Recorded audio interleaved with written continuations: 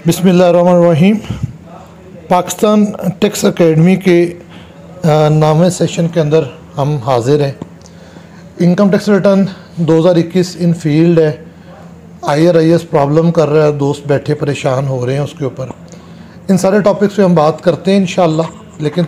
Session का बाकायदा आगाज़ तिलावत कुरान पाक से। तो मैं अली रज़ा नसीम एडवोकेट उनसे गुजारिश करूँगा कि आएँ और तिलावत कुरान पाक से हमारे सीनों को मुनव्वर करें।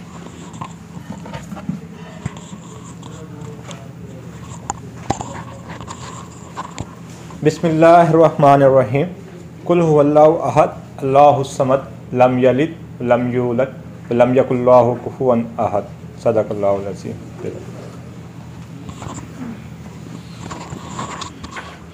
सेशन को आगे बढ़ाते हुए सब हाज़रीन से गुजारिश करूँगा कि नबी मुकर्रम सल्लल्लाहु अलैहि वसल्लम पर दुरूद इब्राहिमी एक दफ़ा पढ़ें। अल्लाहुम्मा सल्लि अला मुहम्मदिन व अला आलि मुहम्मद।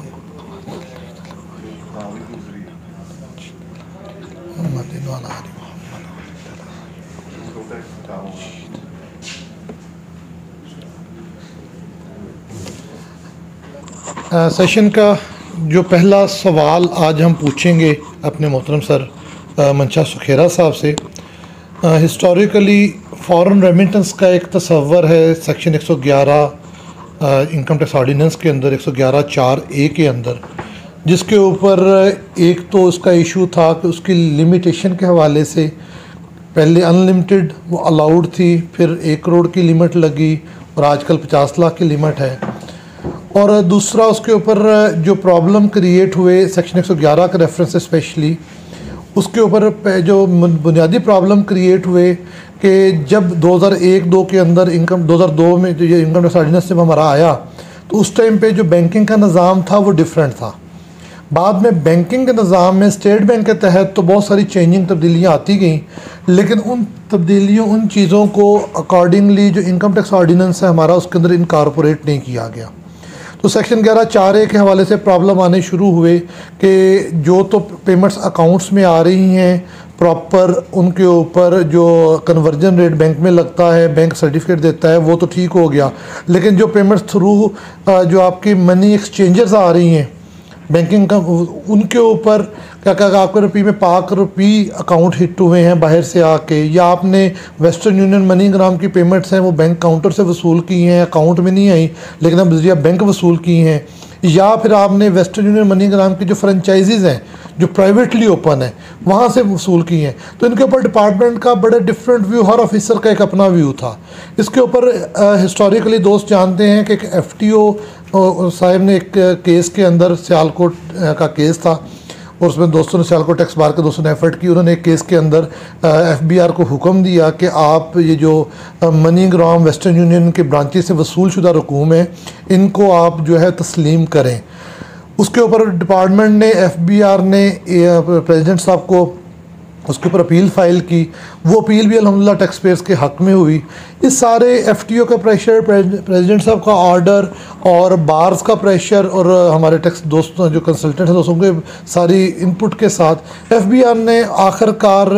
30 अगस्त 2021 को सर्कुलर नंबर 5 ऑफ 2022 जो है वो एक जारी किया, जिसके ऊपर फॉरेन रेमिटेंस के हवाले से उन्होंने स्टेट बैंक की जो क्लैरिफिकेशन जो उसने FTO में फ़ाइल की थी उसको एडमिट करते हुए अपने तमाम फील्ड फॉर्मेशंस को कहा है कि आप इसको अडॉप्ट करें। अब वो जो स्टेट बैंक की वो जो सारी इंटरप्रिटेशन है वो क्या थी,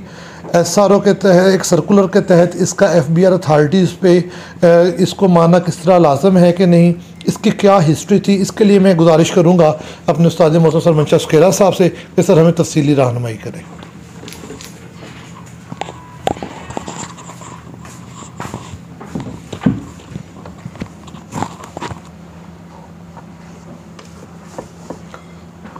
बिस्मिल्लाहिर्रहमानिर्रहीम। तो ये जो रिगार्डिंग फॉरेन एक्सचेंज रेमिटेंस, ये पुराना इशू है वैसे तो पाकिस्तान में, क्योंकि जितने भी अंडर डेवलप्ड कंट्रीज होते हैं वहाँ फॉरेन एक्सचेंज की शॉर्टेज होती है। उस वजह से जो कंट्रीज़ हैं वो अपने मुल्क में ज़्यादा, क्योंकि इस वक्त भी हमारा जो एक्सपोर्ट और इंपोर्ट का डेफिसिट होता है, हमारी इंपोर्ट ज़्यादा होती है एक्सपोर्ट कम होती है, तो फॉरेन एक्सचेंज डेफिसिट होता है। तो उसको मीटअप करने के लिए या इनकरेज करने के लिए तो अंडर डेवलप्ड कंट्री जो है जहाँ डेफिसिट फॉरेन एक्सचेंज डेफिसिट हो तो उस सिचुएशन में वो बैलेंस ऑफ पेमेंट भी इसको कहते हैं, करंट अकाउंट होता है, ओवरऑल होता है, तो इसमें जो डेफिसिट होता है उसको मीटअप करने के लिए या इनकरेज करने के लिए तो जो टैक्सेशन इंसेंटिव्स होते हैं तो मुल्क में वो दिए जाते हैं ताकि लोग बाहर से पैसे पाकिस्तान में लाएं और फॉरेन एक्सचेंज हमारी जो शॉर्टेज है वो मेकअप हो या एक्सेस हो, तो हमारे जो फॉरेन बिल्स चल रहे हैं उसके लिए हमारे पास सरप्लस करेंसी हो, लोन शोन बारो किए हुए हैं वो फॉरेन करेंसी में होते हैं ताकि वो हम उनको वापस दे सकें। तो इसी पर्पज़ को पूरा कर सामने रखते हुए तो ये फॉरेन एक्सचेंज रिमिटेंस वाला जो कंसेप्ट था, सेक्शन 111 जो है वो एक डीमिंग प्रोविजन है जो जिसमें जो अनएक्सप्लेन्ड चीज़ें हों, उसमें क्रेडिट एंट्रीज हों या बैंक अकाउंट्स में आपकी कोई एंट्रीज आई हो जो अनएक्सप्लेन्ड हो, या उसमें कोई इन्वेस्टमेंट हो, मनी हो, कोई आर्टिकल्स हो, या कोई रिसीट्स हो, पेमेंट हो, तो इस तरह की चीज़ें, या आपके कोई एक्सपेंस आपने इनकर किए हैं जिनका आप नेचर सोर्स ना बता सकें तो उसकी एडिशन हो सकती है। तो उसको as a deemed income, actual income नहीं होती, जैसे कोई लोन भी हैं या इस तरह के एक्सपेंडिचर जो है, एक्सपेंस वैसे तो इनकम नहीं होता लेकिन इनकम टैक्स ऑर्डिनेंस तो टैक्स लगता है इनकम पे, लेकिन एक्सपेंस इनकम नहीं होता। तो इसी तरह जो कुछ चीज़ें जो इन्वेस्टमेंट है वो शॉर्ट टर्म है, वो आपने बेचनी है, उसमें प्रॉफिट होगा तो वो टैक्स है, वो इनकम है। ओरिजिनल अमाउंट जो प्रिंसिपल अमाउंट है वो तो इनकम नहीं है, लेकिन क्योंकि उसके नेचर सोर्स नहीं है तो इसलिए उसको डीमिंग प्रोविजन के तहत उसको इनकम समझा गया कि जिसका आप नहीं बता सकेंगे कि नेचर कहाँ से आया है, कैसे आपने परचेज किया है, तो उसको इनकम ट्रीट कर लिया जाएगा। वो ऐसे ही समझ लिया जाएगा कि आपने वो एसेट जो खरीदा है वो अनटैक्स बनी थी, आपने कहीं से तो खरीदा है तो आपने जो इस चीज़ से खरीदा है, जिन पैसों से खरीदा है उस पर आपने टैक्स नहीं दिया हुआ, तो इसलिए वो अमाउंट सारी की सारी जो है वो आपकी अनटैक्स बनी है। तो वो आपकी पास्ट की कोई अर्निंग है जो आपने कंसील की थी जिसमें टैक्स नहीं दिया था, ब्लैक मनी थी, तो उस पर उसको टैक्स कर दिया गया। इसी तरह कोई एक्सपेंस आपने इनकर किए हैं तो एक्सपेंस में ये समझा जाएगा कि आपने कहीं से इनकम अर्न की थी और उससे वो एक्सपेंस अर्न किया है, इनकर किया, कोई अमाउंट होगी तो आपने एक्सपेंडिचर इनकर किया ना। तो इसीलिए उसमें फिर उन्होंने कहा कि जो चीज़ आपकी जिसकी नेचर नहीं बता सकेंगे कोई एक्सपेंस की कि नेचर क्या हो या सोर्स पैसे कहाँ से आए हैं, अगर आप बता देंगे उसके दो ये कंडीशन है, अगर आप बता देते हैं तो और उसके टू द सेटिस्फैक्शन ऑफ अफसर जो है या कमिश्नर जो है जो रेलेवेंट अथॉरिटी है, तो अगर आपकी नेचर सोर्स बता दें या आप बता ना सकें तो ऐड कर देगा, या आप बताएं तो आपकी कोई एक्सप्लेनेशन जो है वो सेटिस्फैक्ट्री ना हो तो उस सिचुएशन में वो आपकी उसको इनकम ट्रीट कर लेगा। और इनकम में आपके जो 5 हेड हैं उनमें से पहले सिर्फ एक हेड होता था जिसमें इनकम फ्रॉम अदर सोर्स में उसको ट्रीट करके उसको में ऐड किया जा सकता था, लेकिन पिछले साल जो अमेंडमेंट आई है उसमें जो बिजनेस की हैं रिसीट्स या सेल कंसील्ड है, जब प्रोडक्शन कंसील्ड है या रिसीट कंसील्ड है, तो उसके लिए उन्होंने कहा कि अदर सोर्स इसके लिए अप्रोप्रिएट हेड नहीं है, इसके लिए इनकम फ्रॉम बिजनेस है। तो अब जो इनमें से होंगी रिसीट्स, आखिरी जो 111(1)D है, तो डी वाली आपकी जो एडिशन अगर होगी तो डीमिंग इनकम ही, लेकिन उसके लिए हेड कौन सा होगा, इनकम फ्रॉम बिजनेस सेक्शन 18। लेकिन इसके अलावा जो होंगी जो आपकी अनएक्सप्लेन्ड क्रेडिट एंट्रीज है या अनएक्सप्लेन्ड आपका इन्वेस्टमेंट है, मनी है, आर्टिकल है या एक्सपेंडिचर है, वो income from other sources ABCD1 ABC जो है वो उसमें ही होंगे आपके इनकम फ्रॉम अदर सोर्स में, और जो आपका होगा ये रिसीट या प्रोडक्शन कंसीलमेंट या आपकी सेल जो है ये कंसीलमेंट होगी, तो ये that will be treated under the head income from business. Income from business में और उसमें फ़र्क क्या होगा, उसमें आपके बिजनेस लॉसेस कोई है पिछले सालों के वो पड़े हैं तो इसके अंगेज आप वो भी सेटअप कर लेंगे, या आपकी दूसरी डेप्रिसिएशन लॉन्ग टर्म आप सेटअप कर सकते हैं, कैरी फॉरवर्ड है वो भी सेटअप हो सकती है, और नेट उसमें ऐड करेंगे तो नेट बिजनेस प्रॉफिट होगा तो वो अकॉर्डिंगली फिर टैक्स होगा, इसलिए आपको ये इंसेंटिव मिल जाएगा। तो अभी एक तो जजमेंट भी आई है, उन्होंने कहा जी सेल तो इनकम हो ही नहीं सकती, उसका जो प्रॉफिट होता है वो होता है, तो अभी ट्रिब्यूनल इस तरह की भी जजमेंट दी है। तो एक उसमें और भी पॉइंट उन्होंने दिया है, 2 पॉइंट आप कर सकते हैं। एक तो उन्होंने कहा ग्रास क्रेडिट एंट्री बैंक में ऐड नहीं हो सकती, उनके जी एक तो पीक बैलेंस का प्रिंसिपल है, एक उन्होंने कहा जी जो सेल है सारी की सेल इनकम नहीं होती, तो इसमें ग्रास प्रॉफिट मार्जिन होता है, नेट प्रॉफिट जो है उधर भी सेक्शन 18 में भी लिखे हैं तो प्रॉफिट गेन लिखा हुआ है, वहाँ सेल नहीं लिखा हुआ कि सेल होगी, तो इसलिए प्रॉफिट गेन उसके कैलकुलेशन होनी चाहिए, तो वो ऐड होना चाहिए। दूसरा उसमें मोस्ट इंपॉर्टेंट पॉइंट जजमेंट में अभी आया जो उसके लिए वो आया कि पहले उस हेड के अंदर चार्जेबल टू टैक्स हो। अगर सेक्शन 18 में पढ़े तो वहाँ ये नहीं लिखा कि इनकम अंडर सेक्शन 11 जो है चार्जेबल टू टैक्स होगी। इस तरह सेक्शन 39 में भी नहीं लिखा हुआ। 79 वाले में सेक्शन जो था सेक्शन 39 के पहले जो इनकम फ्रॉम अदर सोर्स था उसमें लिखा हुआ था, तो वहाँ से भी वो बेनिफिट ले लिया कि उसमें लिखा था यहाँ लिखा नहीं था, तो इसलिए इस लीगल लकूने की वजह से ये उसमें ऐड नहीं हो सकती। तो इस तरह भी एक सुप्रीम कोर्ट की जजमेंट भी आई है, तो उन्होंने कहा अगर आपने 122(5) या 1 लगाना है तो उसके लिए आप कहते हैं डेफिनेट इन्फॉर्मेशन है, तो पहले 111 में ऑर्डर पास करें कि ये मैंने एक्सप्लेनेशन इससे मांगी थी, उसने दी, ये सेटिस्फैक्ट्री नहीं थी या इसके नेचर सोर्स नहीं है। ऑर्डर इन राइटिंग होगा तो वो डेफिनेट इन्फॉर्मेशन होगी, क्योंकि सेक्शन 5 में लिखा हुआ है इन्फॉर्मेशन फ्रॉम ऑर्डर और अदरवाइज, तो अदरवाइज के लिए ये इन्फॉर्मेशन इस प्रोसेस से आप लें तो फिर एडिशन हो सकती है। तो ये इसीलिए इसमें लिमिटेशन का एक कंसेप्ट है कि आपने किस साल में कहाँ ऐड कर सकते हैं। जो आपके फॉरेन एसेट है तो उसके वो अनलिमिटेड पीरियड है, उसके लिए जिस साल में लिया है उस साल में भी हो सकता है, लेकिन जो अदर देन लोकल अनएक्सप्लेन्ड चीज़ें हैं वो जिस साल से वो रिलेट करती है, अगर 2017 में आपने परचेज की है, एक्सपेंस इनकर की है, या आपकी वो क्रेडिट एंट्री है या कंसील्ड है, तो वो 2017 में ही एडिशन होगी, उसको 2018 में या उससे पहले आगे नहीं कर सकते। इसके लिए सब सेक्शन 2 है उसमें लिखा हुआ है। तो एक ये इंपॉर्टेंट है कि आपका जिस साल में इनकर हो, अगर इस साल का है तो इस साल में होगा, वो उसका अमेंडमेंट आर्डर 17 का 17 में एडिशन हो सकती है, 18 में भी नहीं हो सकती और उससे पहले 16 में भी नहीं हो सकती। और उसके बाद ये कुछ एक्सेप्शंस हैं, जिस तरह ये एक्सेप्शंस हैं इसको हम एग्जम्पशन नहीं कहते, एग्जम्पशन तो फोर्स रूल या वहाँ दी होती है, तो यहाँ एक अप्लीकेबिलिटी ही नहीं है। इट मीन्स इसमें ये सेक्शन है डीम करता है जो कि एक्चुअल फैक्ट ना भी हो तो उसको नोशनल फैक्ट को भी एक्चुअल फैक्ट ट्रीट कर सकता है, या किसी डेफिनेशन में कोई डेफिनेशन एक्चुअल है तो उसमें कुछ और भी ऐड हो सकता है इनलार्ज करके, तो लेजिस्लेटर के पास वो पावर है तो उसको डीम कर सकता है। तो इसी तरह हैपनिंग नॉन हैपन, एक फैक्ट एक इवेंट हैपन ही नहीं होता और कोर्ट लेजिस्लेटर कह सकता है ये हैपन हुआ है, तीसरा अदरवाइज, तो ये लेजिस्लेटर के पास पावर डीविंग डिवाइस की या लीगल फिक्शन भी इसको कहते हैं, इसकी होती है, तो उसके तहत किसी चीज़ को जो इनकम नहीं भी है उसको भी ट्रीट कर सकता है। लेकिन उसके लिए दूसरा रूल ये है कि जब वो इस तरह की कहे तो उस चीज़ का नेक्सस जरूर हो, ये नहीं है कोई इररिलेवेंट चीज़ को वो डीम कर ले। आप जितनी हमने चीज़ें डिस्कस की हैं, क्रेडिट एंट्री या आपने कहा एक्सपेंडिचर या आपने कहा इन्वेस्टमेंट मनी आर्टिकल या आपने सेल प्रोडक्शन का है, तो इनका इनकम से नेक्सस है, तल्लक जरूर है, डायरेक्टली या इनडायरेक्टली। डायरेक्ट इनकम नहीं है लेकिन इनकम का डायरेक्टली इंटरव्यू से रिलेट करते हैं। तो थर्ड ऐसी चीज ना हो जो उसका तल्लक ही ना हो, तो इनका तल्लक है, तो इसलिए ये दूसरा प्रिंसिपल डीमिंग में ये है कि उसका नेक्सस या रिलेशनशिप उस चीज को, तो उसको फिर नेक्सस किया जा सकता है। तीसरा ये है कि जब भी कोर्ट देखता है कि डीमिंग होना चाहिए नहीं, तो उसके पर्पज किन लोगों में है, क्या चीज़ है, क्या ऑब्जेक्ट है, उसको देखेगा, अल्टीमेटली फिर उसको डीमिंग प्रोविजन को एनफोर्स करेगा, इंटरप्रेट भी करेगा, एनफोर्स करना भी जरूरी। जब लेजिस्लेटर की इंटेंशन है तो आपने फिर उसको इफ बट में इधर उधर नहीं कर सकते, तो इसको एनफोर्समेंट भी उसके करना जरूरी है। तो ये बेसिक प्रिंसिपल्स हैं डीमिंग के। तो डीमिंग भी लिमिटेड स्कोप होता है, जिस पर्पज के लिए डीमिंग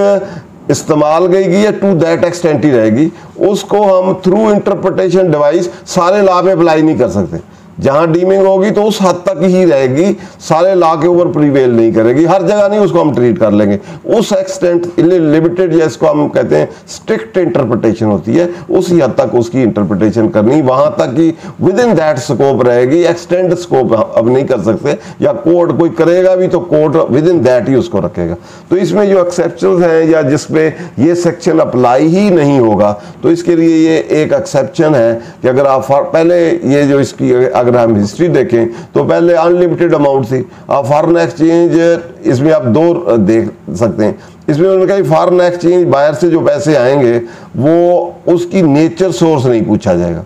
नेचर सोर्स में मतलब कहाँ से आए हैं और उसकी अर्निंग का सोर्स किसने कमाए हैं, कैसे आए हैं, ये नहीं पूछा जाएगा। तो इसके लिए फिर उन्होंने 4 कंडीशन लॉ में दी हुई थी पहले भी, अब लिमिट भी फिक्स कर दी है, 5 मिलियन तक है,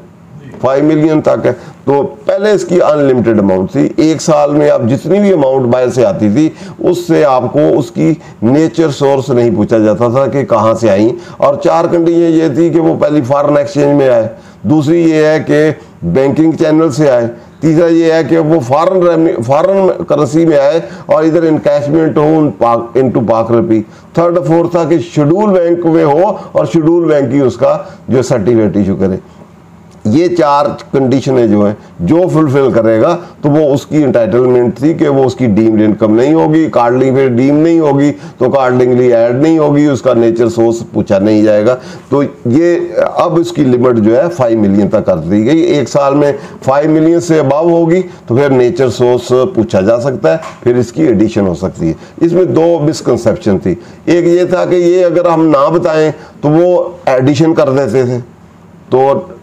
दूसरा ये था कि ये इंटरप्रिटेशन दूसरी ये थी कि अगर कोई उसकी नेचर सोर्स भी बता दे फिर भी ऐड कर देते थे,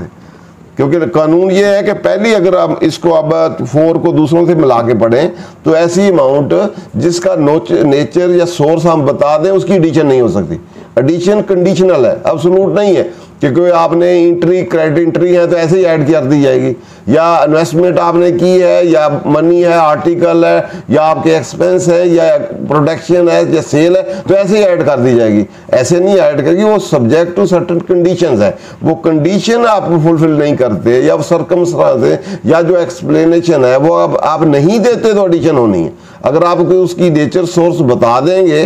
तो और उसकी सेटिस्फेक्शन भी हो कमीशनर की तो फिर एडिशन नहीं होगी। फॉरेन रेमिटेंस भी आए, आप फॉरेन रेमिटेंस के 2 पार्ट हो गए। ये समझ लें एक में आपने नेचर सोर्स बता सकते, जैसे जैसे समझ लें आपका भाई है बाहर, वो काम करता है, वो नौकरी है, आपको फॉरेन रेमिटेंस उसने भेजी है, ये कंडीशन उस पर एप्लीकेबल नहीं है। आप उसके नेचर सोर्स बता सकते हैं कि ये मेरा भाई है, उसने बाहर से मुझे गिफ्ट दिया है या वैसे मुझे भेजा है, उसकी ये सैलरी स्ट्रक्चर है, वहाँ ये काम करता है, ये बिजनेस है, फॉरेन उसका बैंक अकाउंट ये है जिसमें उसने अर्न किए हैं, वहाँ रखे हैं और मुझे भेजे। ठीक है, तो वहां से नेचर सोर्स आप बता दें कहां से पैसे आए हैं, कैसे ने अर्न किए हैं, और उस पे डिपार्टमेंट जो ऑफिसर्स है वो सेटिस्फाई हो जाए आपके डॉक्यूमेंट्री एविडेंस देके कि वाकई ये अर्न हुई है और ये इनका भाई रिलेशनशिप में भाई भी है और इसने इसको भेजे हैं, तो उसके अकॉर्डिंगली फिर वो आपकी addition nature source to the satisfaction of commissioner या ऑफिसर जो है वो आप दे देंगे तो फिर एडिशन नहीं हो सकती। एक तो ये है कि आप कैपेबल हैं कि नेचर सोर्स बता दें तो फिर कोई भी एडिशन नहीं हो सकती जिस के भी आप नेचर सोर्स। दूसरा ये है कि आपके पास कोई नेचर सोर्स ही नहीं है, तो ये आपको किसी ने भेजे हैं, होम रेमिटेंस है या अदरवाइज है, तो आपको नहीं पता किसने भेजे हैं, कहाँ से भेजे हैं, या आपको पता भी है तो आप कहते हैं कि मैं बता नहीं सकता, ना मुझे नेचर का पता है ना सोर्स है। मेरे पास तो ये 4 कंडीशन जो स्टैट्यूट में दी हैं ये फुलफिल्ड है, तो इसीलिए मेरी इंटाइटलमेंट है एक्सेप्शन की, ये डीम्ड इनकम हो ही नहीं सकती, क्योंकि 4 मैंने जो बताई हैं वो आप दे दें तो फिर उतनी होगी और अमाउंट उतनी हो, उससे अबाव ना हो। इसमें बेसिकली जो और क्वेश्चंस डिफरेंट आते हैं वो ये है कि जो इसके रिलेटेड लॉज हैं वो पहले हम उसको देख लें। एक इकोनॉमिक रिफॉर्म एक्ट आया था 1992 में, एक तो वो इम्पॉर्टेंट है, उसमें फॉरेन एक्सचेंज को प्रमोट करने के लिए उसमें कुछ दिए हैं कि आप फॉरेन करेंसी अकाउंट रखेंगे पाकिस्तान में, उसमें जो प्रॉफिट्स होंगे या अमाउंट्स होंगे या उसको पूछा नहीं जाएगा कितनी भी अमाउंट हो, उसको प्रमोट करने के लिए फॉरेन एक्सचेंज जो करेंसी बाहर से ज़्यादा है, जो नॉन रेजिडेंट है पाकिस्तानी है बाहर गए हुए हैं, ताकि वो वहाँ से रिमिट करें पाकिस्तान में फॉरेन करेंसी अकाउंट खोलें तो उसमें अमाउंट लेके आएँ तो उसको नहीं पूछा जाएगा। तो पिछले साल उसमें कोई एक आधी अमेंडमेंट आई है, बहरहाल वो है फॉरेन एक्सचेंज ना तो आपका अकाउंट उसमें अटैच हो सकता है ना उसके बारे में पूछा जा सकता है कि जब तक उसके अंदर फॉरेन करेंसी अकाउंट है और फॉरेन अमाउंट है, जब बाहर आएगी तो उसको पूछा जाए। एक तो वो है रिफॉर्म एक्ट जो है, इकोनॉमिक रिफॉर्म एक्ट 1992 जो है वो एक रेलिवेंट है। एक आपका फॉरेन एक्सचेंज रेगुलेशन एक्ट है 1947, वो इंपॉर्टेंट है, वो डिटरमिन करेगा कि इसकी एनकैशमेंट किसको फॉरेन करेंसी कहेंगे, किसकी रेगुलेशन होगी, उसमें इन एक आउट वाली रेगुलेशन की है, इन उसमें है एक आउट है जो फॉरेन एक्सचेंज ट्रीट की जाती है। तो अब इसमें एक क्वेश्चन ये आता है कि बाज़ पाकिस्तानी बैंक बाहर भी हैं, जैसे जद्दे में है या यूएई में है, ये यूके में है, वहाँ हबीब बैंक है या नेशनल बैंक है, तो वहाँ आप लेके वहाँ उनको वहाँ जमा करा देते हैं। तो इस सिचुएशन में यह है कि आपने वहाँ से वहाँ की करेंसी जो है पाउंड है आपने लिए, वहाँ से कैश करवाए और कैश करा के रुपये लेके वहाँ बैंक में जमा करा दिए। अब अल्टीमेटली उसकी डेस्टिनेशन क्या है, हबीब बैंक में जमा हुए हैं, तो वहाँ हबीब बैंक को आपने डॉलर दिए और पाउंड दिए हैं, तो उसने कैश रुपये किए, वहाँ जमा करके अल्टीमेटली वो स्टेट बैंक में ही आएंगे। तो इस सिचुएशन में पहले जो लिटिगेशन हुई उसमें उन्होंने कहा नहीं, फॉरेन करेंसी इधर आनी चाहिए। तो जो ट्रिब्यूनल में फैसला दिया, उन्होंने अंगेज दिया कि ये फॉरेन करेंसी पाकिस्तान में आए, पाकिस्तान में बैंक में आए, बैंक इन कैश करे इनटू रुपी और उसका शेड्यूल बैंक को सर्टिफिकेट दे, तो फिर एग्जम्पशन होगी। ये तो पाकिस्तान में पैसे तो आए नहीं, ये तो यूके में ही पैसे दे दिए गए हैं, इवन दो हबीब बैंक को दे दिए गए हैं, तो इसलिए ये इस पे ये एग्जम्पशन नहीं बनती। तो ये ट्रिब्यूनल ने इस पे फैसला दिया। इन्हीं चीज़ों को फिर दूसरा ये आया कि एक्सचेंज कंपनी जो है या ये जो दूसरी एक्सचेंज सर्विसेज हैं, मनी ट्रांसफ़र ऑपरेटर्स हैं या जितनी भी एक्सचेंज कंपनी वाली हैं, तो उन्होंने कहा जी ये वाली जो है ये भी क्योंकि फॉरेन एक्सचेंज है, बाहर से आती है, थ्रू होती है, फिर कैश होती है, तो ये वाली सारी जो है इसमें भी लिटिगेशन चली। तो लोअर FTO में किया, FTO ने होल्ड कर दिया कि ये भी फॉरेन एक्सचेंज जो स्टेट बैंक के रूल रेगुलेशन है उसके मुताबिक गवर्न होती है, तो इसको भी टाइटल होनी चाहिए। ऑब्जेक्टिव जो है लॉ का वो अचीव हो रहा है, तो इसलिए होने चाहिए। लेकिन एग्जम्पशन या इसके जो बेसिक जहाँ भी कोई कंसेशन या बेनिफिट दिया जाए तो उसके लिए 3 बेसिक रूल्स होते हैं, बल्कि 4 होते हैं। पहला तो ये है कि जो क्लेमेंट होता है उसने अपने जब वो उसने क्लेम करना और क्लेम को जो कंडीशन हो उसने फुलफिल करनी होती है कि जहाँ भी एग्जम्पशंस हो तो वहाँ उसने क्लेम करके उसको प्रूव करना या बर्डन ऑफ प्रूफ जो है वो क्लेमेंट पे होता है, जबकि चार्जिंग सेक्शन पे रिवर्स होता है, वो डिपार्टमेंट पे होता है। इसी तरह क्लेमेंट पे है। दूसरा ये है कि जहाँ डाउट आ जाए कि लैंग्वेज में डाउट हो कि या कोई एम्बिग्युइटी हो, तो उस सिचुएशन में जो इंटरप्रिटेशन होगी वो in favour of the state होगी, in favour of the tax payer नहीं होगी। जहाँ के लैंग्वेज में चीज़ें नहीं फुलफिल होती या 2 इंटरप्रिटेशन होती हैं, तो उसका बेनिफिट जो है जो स्टेट को जाता है वो फिर टैक्स पेयर को जो क्लेमेंट है उसको नहीं जाता। उसकी रीज़न ये है कि एग्जम्पशन में जब उसको कंसेशन या एग्जम्पशन दी जाती है तो बर्डन दूसरों पे बढ़ता है। अगर किसी एक बंदे को एग्जम्पशन दे दी जाए तो उसका बर्डन, ओवरऑल जो बर्डन है वो दूसरों को बेयर करना पड़ेगा, तो इसलिए in the favour of state होती है। थर्ड बेसिकली इसमें ये होती है कि जब आप कंडीशन फुलफिल कर लें, तो आप कंप्लाई विद कर लें, तो फिर आपका वेस्टेड राइट बन जाता है, फिर आपकी एग्जम्पशन को इफ बट से रिजेक्ट नहीं किया जा सकता। तो ये 3 बेसिक इसके टेस्ट हैं या ऐसे सारे रूल हैं फॉर द एग्जम्पशन के लिए। तो यहाँ अगर हम रूल को फॉलो करें तो रूल के मुताबिक तो जो जितनी ये एक्सचेंज कंपनी है या दूसरी हैं वो शेड्यूल बैंक नहीं है, क्योंकि शेड्यूल बैंक होना भी एक कंडीशन है और आए भी शेड्यूल बैंक में,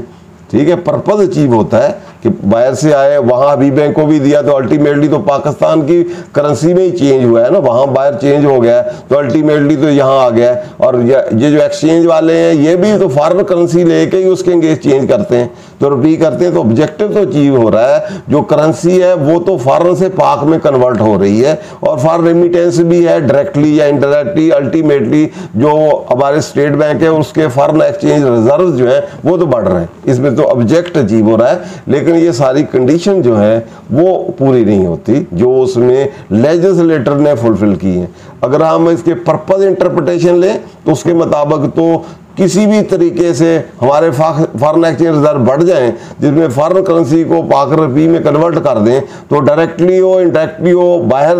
हमारे पाकिस्तानी बैंक में जमा हो जाएं या यहाँ हो जाएं या यहाँ कन्वर्ट हो या थ्रू एक्सचेंज कंपनी हो, तो पर्पस तो अचीव हो रहा है। वो जो फॉरेन एक्सचेंज रिजर्व्स हैं और रेगुलेशन जो है बैंक के जो एक्सचेंज वो भी फुलफिल हो रहे हैं, लेकिन वो जो कंडीशंस इनकम टैक्स लॉ में है वो स्ट्रिक्टली उस तरह फुलफिल नहीं हो रही, या जो एग्जम्पशन के रूल्स हैं वो उस तरह फुलफिल नहीं हो रहा है। तो इसलिए उन्होंने इधर में जो एक जजमेंट भी दी है सुप्रीम कोर्ट की आर्मी वेलफेयर की 1992 की 1655 इस SRO में, वो भी डिस्कस की। उसमें भी यही रूल जो मैंने बताए यही डिस्कस, उसके मुताबिक उन्होंने कहा उसके मुताबिक तो बनती नहीं है, लेकिन उन्होंने कहा क्योंकि FTO ने फैसला दे दिया है कि इसकी पर्पज इंटरप्रिटेशन करनी चाहिए। आजकल वैसे भी कुछ चीज़ों में एक और इंटरप्रिटेशन भी है, जहाँ कहीं इंडस्ट्री को बूस्ट करने के लिए या किसी चीज़ को बूस्ट करने के लिए या इकोनॉमी को बूस्ट करने के लिए कोई अगर एग्जम्पशन दी जाए, या जिस तरह NGOs हैं,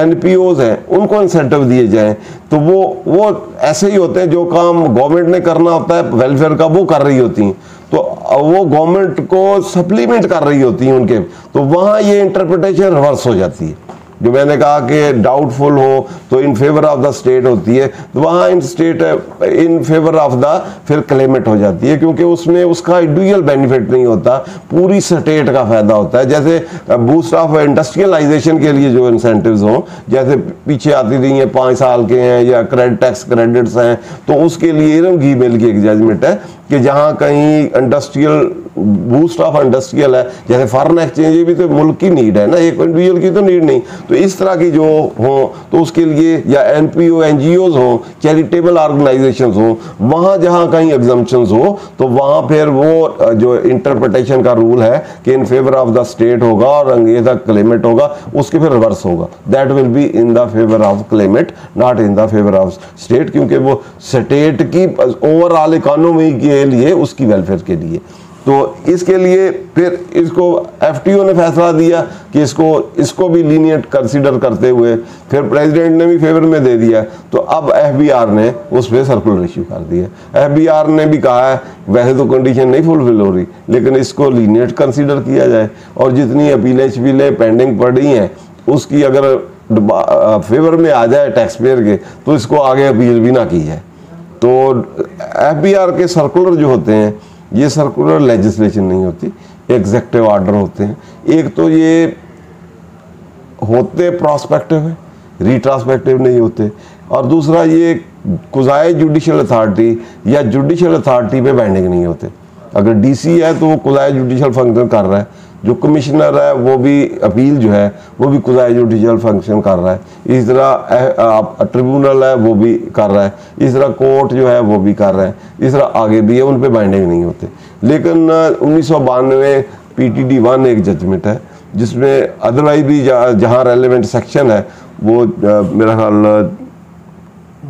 214 है जो इनकम टैक्स का है, उसमें जो भी इंस्ट्रक्शन, डायरेक्शन या ऑर्डर ऑफ FBR है वो इनकम टैक्स अथॉरिटीज पे बाइंडिंग है, लेकिन other than who is exercising quasi judicial authority, तो उन पे बाइंडिंग नहीं, बाकी पे बाइंडिंग है। तो बाइंडिंग की सिचुएशन में जब उन्होंने इशू कर दिया तो हम क्लेम कर सकते हैं कि वो इसको फॉलो करें, फॉलो करके कार्डिंग नहीं करें। और दूसरा भी क्योंकि लॉ को इन्फोर्स करना होता है डिपार्टमेंट ने, तो डिपार्टमेंट उसको इन्फोर्स नहीं करेगा, मान लेगा, तो फिर और कोई थर्ड पार्टी तो है नहीं जो कि उसको कहे कि आप इसको ना माने। इसलिए क्योंकि लॉ लेजिस्लेटर बनाता है, इंटरप्रेट कोर्ट करता है, और इन्फोर्सेबिलिटी सारी डिपार्टमेंट की है। डिपार्टमेंट चाहे तो रीओपन करे ही ना, 5 साल गुजार दे और सारी आपके फेवर हो जाए, चाहे तो वो कर ले। तो इसलिए इन्फोर्सेबिलिटी उनके पास है, इन्फोर्समेंट उसकी उन्होंने करना है, एग्जीक्यूशन उन्होंने करनी है, तो वो इसको इम्प्लीमेंट कर सकता है। वैसे भी जब बोर्ड ने दिया है तो बोर्ड अपने लोअर एडमिनिस्ट्रेटिव जितनी भी अथॉरिटी उनके कंट्रोल में ही आती हैं, तो इसकी इन्फोर्सेबिलिटी बोर्ड कर सकता है। ना कोई करे तो डिसिप्लिनरी एक्शन भी ले सकता है कि मैंने ये डायरेक्शन ऑर्डर दिए तो आप एज ए एडमिनिस्ट्रेटिव नेचर के हैं तो उसकी कंट्रोलिंग कर सकते हैं। Thank you. आज इसमें कोई क्वेश्चन है तो 272 सेक्शन है, 272 सेक्शन है ये जो आप कौन सा जो बाइंडिंग है उसके लोअर अथॉरिटीज 272 देखें, मतलब वो तो टाइम लिमिट का है, 214 है। सर इस पे सवाल ये है कि मेरा फॉरेन करेंसी अकाउंट है, मैंने डाला, अच्छा इसमें साथ ही मैंने दिए तो साथ रूल 5 भी है, क्लास 5 है, पार्ट 4 वो 72 इनकम टैक्स और सेल टैक्स का, या 214 है। पार्ट 4 ऑफ सेकंड शेड्यूल की क्लास 5 भी है, जो जिसमें कहा गया है कि सेक्शन 111 जो है वो फॉरेन एक्सचेंज करेंसी अकाउंट जो है उस पर एप्लीकेबल नहीं हुआ। सर्टन लिमिट है 214 14 ही होगा, और कहाँ से वो 72 है उसका सेल टैक्स का, सेल टैक्स में वो है, और यहाँ 214 पढ़ के दिखा दें। तो आपने अभी फॉरेन करेंसी का जिक्र किया, foreign currency simple 214 income tax authority to follow the order of the board subject to subsection all income tax authority and other person employed in the execution of this ordinance shall observe and follow the order instruction and direction issued by the board. No order instruction direction shall be given by the board that will interfere in the discretion of Commissioner Appeal in the exercise of his appellate function। Clear जी? तो tribunal तो उसके control में नहीं होता, वो तो independent रहता है, तो कोर्ट भी नहीं होता, तो वहाँ तो दे ही सकते हैं, लेकिन ये कमिश्नर अपील इनके कंट्रोल में होता है, लेकिन उसको नहीं है दे सकते, लोअर वालों को दे सकते हैं। तो ये 214 इसके मुताबिक इसके तहत ये इशू किया गया और इसको उन्होंने फॉलो करना मैंडेटरी। क्लियर जी? आप क्वेश्चन? मेरे डॉलर अकाउंट है, इसमें ना 5 भी देख लें, सेकंड शेड्यूल पार्ट 4 का 5 बेटा। डॉलर मेरे आए तो डॉलर अकाउंट में मैंने डॉलर निकलवा लिए, क्या वो भी नहीं? वो इन एक्सचेंज इनटू रुपीज नहीं हुए, शेड्यूल बैंक में एक फॉरेन करेंसी अकाउंट में आए और वहां से इन कैश की भी एक कंडीशन मैंने बताई, encash into foreign currency, encash into rupee, Pak rupee. Dollar निकाल लिए मार्केट में बेच दिए तो फिर तो वैसे मार्केट से खरीद के जमा करा लें, तो फिर वहां से निकलवा लें। बाहर से पैसे बैंक अकाउंट में आए और encashment foreign currency encash into rupee through the schedule bank. Schedule bank में वही कराना है आपने, बाहर से नहीं कराना, क्योंकि शेड्यूल बैंक उन्होंने लिखा है स्पेसिफिकली। तो ये जितनी फॉरेन एक्सचेंज कंपनी ये शेड्यूल बैंक की डेफिनेशन में नहीं आती। इनका वो कहते हैं ना कि आप ये स्टेटमेंट से करवाती हैं, कोई शेड्यूल बैंक नहीं है। हाँ, तो शेड्यूल इनके जरिए आया है, लेकिन वो नेटवर्क वो लिखा हुआ वो अकाउंट है स्टेट बैंक के साथ। वो तो मैंने पहले बताया ना कि लीनियंट व्यूज ले लिया तो ठीक है, ये सारे शेड्यूल बैंक नहीं है, कोई भी शेड्यूल बैंक नहीं। जैसे बाहर ही हबीब बैंक में जमा करा दिए पैसे, वहां से फॉरेन करेंसी ली, लेके हबीब बैंक को दे दी, हबीब बैंक ने कन्वर्ट की इनटू रुपी तो जमा कर दिया, स्टेट बैंक में तो आ गए। अल्टीमेटली स्टेट बैंक को तो फॉरेन करेंसी सरेंडर हुई ना, अंग्रेज तो फॉरेन करेंसी तो बढ़ गए, तो फॉरेन करेंसी तो इधर से भी आ गए, लेकिन शेड्यूल बैंक वाली जो कंडीशंस हैं वो फुलफिल नहीं हुई कि शेड्यूल बैंक से आई फॉरेन करेंसी, बाहर से पाकिस्तान में आई और उससे फिर इनकैश हुई थ्रू बैंकिंग चैनल, वो कंडीशनें फुलफिल नहीं होती। 5 कौन सा है ये? पार्ट 4 है बेटा, ये तो कोई और ही खोला है, उम्मीद तो नहीं हो गया। ये द प्रोविजन ऑफ सेक्शन 111 जहाँ गई है। हाँ, ये shall not apply in respect of any amount of foreign exchange deposited in a private foreign currency account। 5 second schedule की 5 जैसे ये पार्ट 4 इधर क्यों नहीं आ रही? सर मैं पढ़ दूं क्या? हाँ, इधर ही मैं आ जाए तो पढ़ दें। Any amount of foreign exchange deposited in a private foreign currency account held with an authorized bank in Pakistan in accordance with the foreign currency account scheme introduced by State Bank of Pakistan, provided that the exemption clause shall not be available in respect of any deposits made on after the 16th day of December 1999 in such amounts held by a resident person or in respect of any amount deposited in accounts opened on or after the said date by such person. Any amount invested in the acquisition of 3 years foreign currency bearer certificates issued under the foreign currency bearer certificate rule 1997, rupee withdrawn or receipt created out of such withdrawal in rupees from private foreign currency accounts or an encashment of foreign exchange bearer certificate, US dollar bearer certificate and foreign currency bearer certificates। हाँ, तो ये पहले थी जब वो धमाका हुआ था तो उन्होंने फिर उस वक्त इस पर कंडीशन लगा दी थी, तो अभी भी वो जो इकोनॉमिक रिफॉर्म एक्ट में देखें तो वहाँ है कि फॉरेन करेंसी जो है ना उसमें अगर जब तक वहाँ अकाउंट है वो अटैच भी नहीं होगा, और उसके बाद उस पर जो प्रॉफिट होगा उसकी भी टैक्सेशन नहीं होगी, और उसकी जब बाहर निकलवाएंगे तो फिर तो उसका सिर्फ एक वो लास्ट आया था या पिछली कोई अमेंडमेंट है तब आप डिपॉजिट नहीं कर। हाँ, वो नॉन फाइलर के लिए था कि नॉन फाइलर डिपॉजिट, ये पिछले साल चेंज आई थी। तो बाकी इकोनॉमिक रिफॉर्म एक्ट 1992 में वही है, वो भी आप इन सारों को अगर कलेक्टिवली आपको कोई नोटिस आए तो फॉरेन एक्सचेंज रेगुलेशन, उसका रेगुलेशन 10 है या 9 है वो देखें, 47 वाला एक्ट जो है उसको पढ़े तो उसमें ये सारा ही है कि ये फॉरेन एक्सचेंज ही है। जो आप बाहर भी जमा कराया है वहाँ भी सरेंडर किए हैं तो स्टेट बैंक के आया तो फॉरेन एक्सचेंज रिमिटेंस की डेफिनेशन में ही फाल करता है। तो इसलिए सिर्फ यहाँ तक ना देखें डेफिनेशन को, फॉरेन रेमिटेंस जो है फॉरेन एक्सचेंज रिमिटेंस है क्या, उसके लिए आप वो फॉरेन एक्सचेंज रेगुलेशन जो है उसको पढ़ें। तो उसमें 3-4 इनलैंड और आउटलैंड इस तरह की डेफिनेशन में उन्होंने इन सारे बाहर भी सरेंडर किए हैं तो वो भी उसकी डेफिनेशन में फाल करती हैं। तो वहाँ से आप हेल्प ले सकते हैं कि क्या फॉरेन रेमिटेंस क्या है, पाकिस्तान में लाना ज़रूरी है कि वहीं भी दें तो वो भी वही चीज़ है। तो इस तरह फॉरेन ने बाहर जहाँ आप देते हैं तो उन्होंने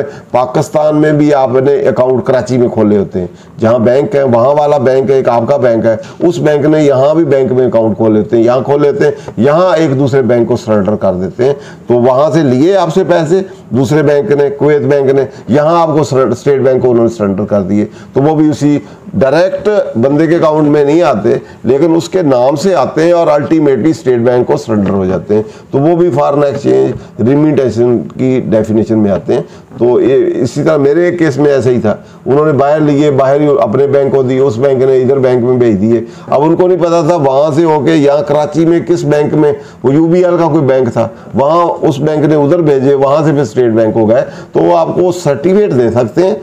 वैसे भी आप जिस बैंक से भी आए जहाँ भी आप जमा कराएंगे वो सर्टिफिकेट दे देंगे, उसकी ट्रेल का पूरा पता नहीं होगा आपको, तो आप वो भी फिर स्टेट बैंक से या उनसे सरेंडर हो गया ये आपको मिल जाएगा। तो इसलिए आप क्योंकि उन्होंने ये सर्कुलर इशू कर दिया है तो इसमें वो जो पहले इतनी ज़्यादा एम्बिग्युइटी थी या कॉम्प्लिकेशन थी उसको उन्होंने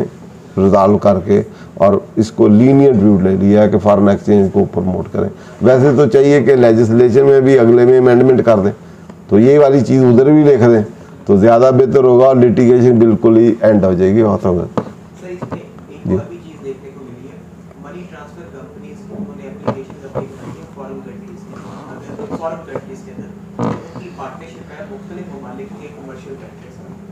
क्या करते हैं, वे एप्लीकेशन देते हैं, प्लेटफॉर्म देते हैं, आपने मनी ट्रांसफर कर दी है, आप अमाउंट लिखें, ऑटोमेटिकली उस बंदे के अकाउंट में पैसे चले। अब होता ये कि यहाँ पर जहाँ किसी बैंक में, हमारे मुल्क में किसी बैंक के साथ उसकी पार्टनरशिप है तो वो डायरेक्टली उसको पैसे ट्रांसफर कर देते हैं, और अगर हमारा अकाउंट उस बैंक में नहीं है किसी और बैंक में तो फिर पहले इस बैंक में जाएंगे और फिर वहाँ से दूसरे बैंक में ट्रांसफर। वो इसमें मेंशन है मनी ट्रांसफर ऑपरेटर जो है, तो बेसिकली इसमें जो ये तो है इनकम टैक्स लॉ, इसमें तो एग्जेम्प्ट है, लेकिन टेररिस्ट जब से टेररिज्म आया है, एंटी मनी लॉन्ड्रिंग आया है, तो वो लोग बेसिकली यहाँ से पैसे भेजते हैं, तो अपने पैसे ब्लैक मनी होती बाहर भेजा, बाहर भेज के थ्रू मनी एक्सचेंज कंपनी या मनी ट्रांसफर ऑपरेटर या दूसरे स्कीम जो है उससे इधर पैसे दिए, वो बाहर से किसी और वो अपने थ्रू भेज देते हैं, तो इधर वाइट कर लेते थे लोग। लेकिन यहाँ तो एग्जाम्पशन है, लेकिन वो FIA वाले जो है एंटी मनी लॉन्ड्रिंग वाले जो है वो आपको पकड़ लेते हैं, वो ट्रेस भी कर लेते हैं पैसे हैं, जो पेनियर के थ्रू आते हैं पैसे, पेनियर एक ऐप है। हाँ जी, पेपाल, पेनियर और इससे काफ़ी सारी ऐप्स हैं, जितने भी मोड्स हैं वो जो अल्टीमेटली जो अभी सर्कुलर दिया है इसमें अल्टीमेटली फॉरेन एक्सचेंज डायरेक्टली या इनडायरेक्टली जो स्टेट बैंक को सरेंडर होगी इनटू रुपी, तो उसके लिए आपको लीनियंट पॉइंट ऑफ व्यू से उसका इंसेंटिव अप टू 5 मिलियन मिल सकता है। ठीक है, वो ऐप से हो, मनी ट्रांसफ़र से हो, एक्सचेंज कंपनी से हो या ये मनी बिजनेस सर्विस से हो, किसी से भी हो, अगर आपकी वो अल्टीमेटली पाकिस्तान की फॉरेन एक्सचेंज जो रिजर्व्स हैं, रुपी रिजर्व बढ़ रहे हैं इनटू पाक रुपी और सरेंडर किया है फॉरेन करेंसी और फॉरेन एक्सचेंज बढ़ रही है, तो वो पर्पस इंटरप्रिटेशन उन्होंने कर दिए, पर्पस अचीव हो रहा है, तो उन्होंने कहा लीनियंट व्यू लेके उनको अलाउ करें, अननेसेसरी लिटिगेशन इस पर ना करें। क्लियर जी। अदरवाइज उस टेस्ट में डालें डेफिनेशन में तो उसके मुताबिक वो नहीं बनती। क्लियर जी। सर इसमें ये 9 और 10 इंपॉर्टेंट है, अगर उसको पढ़ लिया जाए। अच्छा वो सर सर्कुलर 5 का जो अच्छा स्टेट बैंक वार्ड, उन्होंने कहा कि स्टेट बैंक जो इंटरप्रिटेशंस की हैं वो बहुत अच्छी हैं, तो इसलिए स्टेट बैंक की जो इंटरप्रिटेशन है वो फॉलो कर लें, क्योंकि वो फॉरेन एक्सचेंज रूल रेगुलेशन वो डील करता है। तो इसलिए उन्होंने खुद भी इसमें कर दिया। State Bank ward memorandum so dated 7/2021 held their ground and have responded to FBR of foresighted observation by stating that to claim exemption under foresaid clause of ITO 2008 taxpayer receiving home remittance via MCS money service business and exchange company strictly fulfil all the condition. उन्होंने 2 पे strict किया है, 2 fulfil करते हैं, इसके अलावा उन्होंने इसमें नहीं दिया। ठीक है। अब इस सर्कुलर के मुताबिक तीसरा चौथा हम करेंगे तो वो कहेंगे ये नहीं 2 तक ही आप रहें। ठीक है। अच्छा, इसके बाद fulfil all the condition set in section 111A of ITS the state bank have also gone on to item wise address question of fulfilment और non fulfilment of 4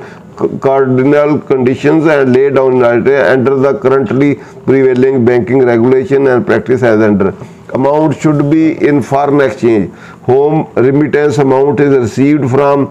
money service or exchange in Pakistan and foreign exchange. उन्होंने कहा ये इसको fulfil करती हैं, ये दोनों आए तो इसको अमाउंट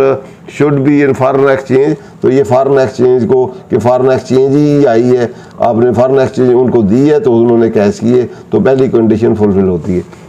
दूसरी उन्होंने कहा amount should be remitted from outside Pakistan through normal banking. Foreign exchange is received by Pakistani bank in their nostro account through normal banking channel from overseas jurisdiction. उन्होंने कहा ये भी बना दिया है उन्होंने, लेकिन वो बैंक के ऊपर लिखा हुआ है कि ये शेड्यूल बैंक नहीं। उन्होंने कहा ये भी हाँ फुलफिल होती है, क्योंकि बैंक को तो वही फॉरेन करेंसी चाहिए, उसको तो इनकम टैक्स ऑडिटिंग से कोई ताल्लुक नहीं है ना। स्टेट बैंक का क्या ऑब्जेक्टिव है कि फॉरेन एक्सचेंज सबसे ज़्यादा हो, तो उसने कहा सब कुछ सही है, ये भी बैंकिंग चैनल है, सब कुछ है, वैसे ऊपर लिखा हुआ है बैंकिंग चैनल। उन्होंने कहा ये भी ठीक है, जो फॉरेन ओवरसीज जुरिडिक्शन से आते हैं तो ये भी इसमें फॉल करते हैं कि remitted outside Pakistan through normal banking. उन्होंने कहा amount should be in cash by schedule bank. उन्होंने कहा ये भी शेड्यूल बैंक ही है। आगे देखने उसमें लिखा फॉरेन एक्सचेंज सरेंडर, वही मैंने जो कहा था कि सरेंडर इन कैश्ड